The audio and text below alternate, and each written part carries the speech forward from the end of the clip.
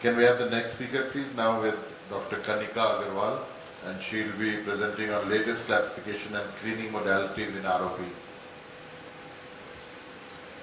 ये मोनिका अरोरा नहीं है ना? Monica Arora. इनका स्लाइड ऑन कर.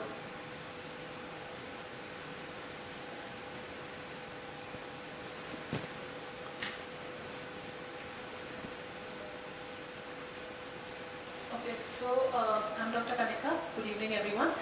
And last presentation, everyone's really bored, so I will just try and make it a little interesting. So, I will be talking about classification and screening modalities in ROP.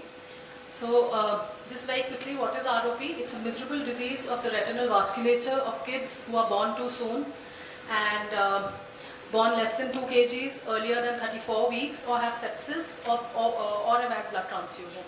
So this presentation will basically be divided into 2 parts: classification and screening modalities. So classification is actually based on these 5 stages: zone, extent, aggressive ROP and plus disease. Now ICROP 3 was revisited in 2005 and guidelines were given. So after these I will just tell you what additional guidelines were given by ICROP 3. So stages, as I think everybody knows, stage 1 is basically demarcation line. 2 starts to have width and height, and neovascular tissues around that is known as popcorns. So stage 2 is ridge. Stage 3 is extraretinal neovascularization, which extends into the vitreous. Now stage 4 and 5 were given by ICROP 3. So 4A is retinal detachment with fovea attached, B is with fovea detached, 5A, B, C, D. So this is 4A and 4B. This is 5A, B, C, D. So this is open, we are talking about the anterior part and the posterior part. So the 5A is open, 5B is open and closed at the bottom. The C is closed at the top and open at the bottom, and D is again closed at both ends. So next ROP has been classified on the basis of zone and extent. So there are 3 zones in total: 1, 2 and 3 zone. Zone 1 is basically a complete circle whose radius is from the optic disc, twice the optic disc to fovea. Then zone 2 is a ring-shaped structure which extends from the outer margin of zone 1 and goes nasally and similar distance temporally, superiorly and inferiorly. Now zone 2 has been divided into anterior and posterior by ICROP 3 to show the disease which is more worrisome in case it is in the posterior part of zone 2. Remaining part of the retina is zone 3. Now aggressive ROP. So earlier this was known as APROP because it was used to describe a severely rapidly progressive form of ROP, which was mainly localized in zone 1 and zone 2. So the hallmark was basically plus disease, pathological neovascularization, and no stages of ROP were followed.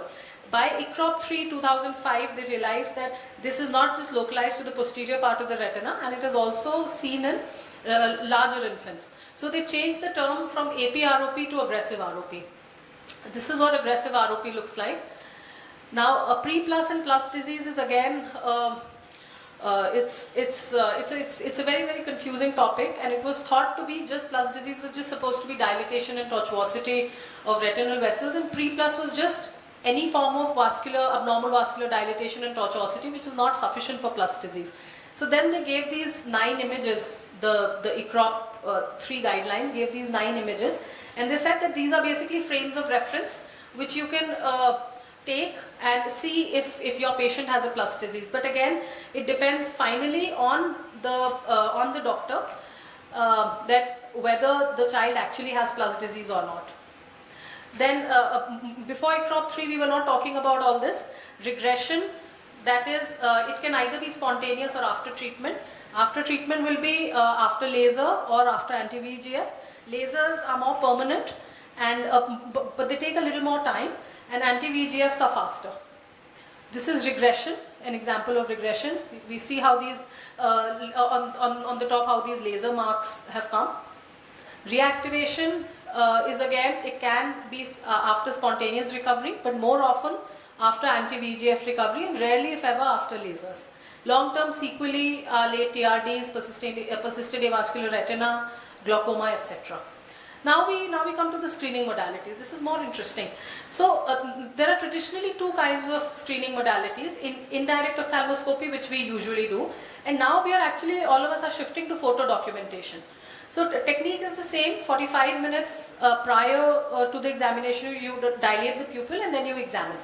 So this is how the indirect ophthalmoscopy is traditionally done, and this is the photo documentation. So before this, we initially had the RedCam, whose costs were actually through the roof, but now we have a homegrown brand of Forus. The Forus Neo cameras are now available. So this is a small camera which can be lugged around in an attached case, which is like more of a cabin bag. And the advantage of photo documentation is this is a telemedicine approach, and optometrists can do it. So the ophthalmologist is free to multitask. It's a quick and a painless method because no depression is needed. Lesser staff is needed because when you take this machine to the NICU or the pediatrician's clinic, you can use their staff. The quality and reproducibility of images with high resolution camera is obvious. Lesser litigation charges because there's documentation, it can be shown to the parents or to the pediatrician. In case of any doubt, multiple consults can be taken with the experts. So this is the van that we use in our hospital. This is our optometrist, and this is the small attached case that he uses to and he goes to a lot of places. He covers a ground area of around 100 kilometers per week, and we examine around 150 to 200 babies a month. So this is a video of showing, I just want to show you how easily he kind of, okay, so, chal nahi raha. Chal nahi raha. Okay, anyway.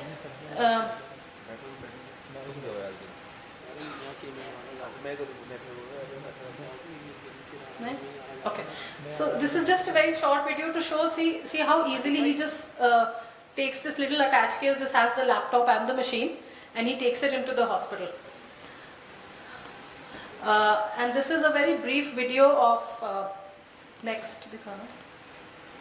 This is a brief video of how the examination is done.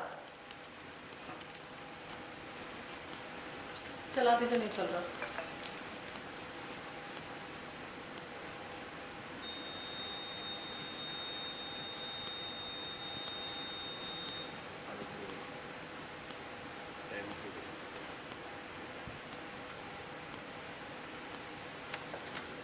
The indirect ophthalmoscopy, we can shift to the photo documentation.